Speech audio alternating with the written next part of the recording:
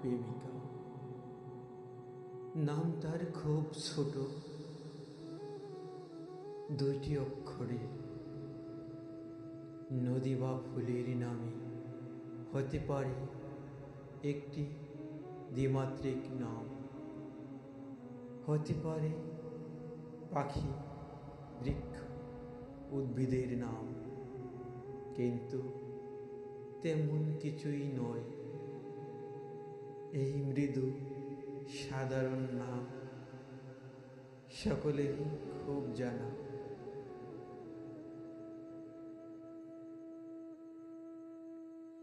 আমার প্রেমিকা প্রথম দেখেছি তারে বহু দূরে, উজ্জয়িনীপুরে।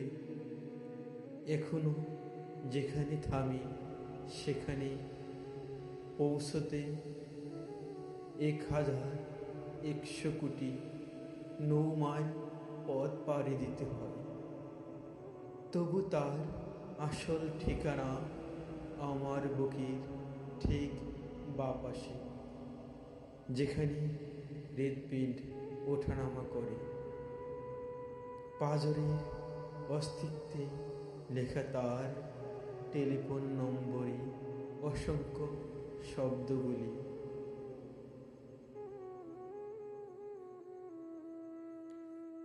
আমার চোখের ঠিক মাঝখানে তোলা আছে তার একটি মাত্র পাসপোর্ট সাইজে সাদা কালো ছবি।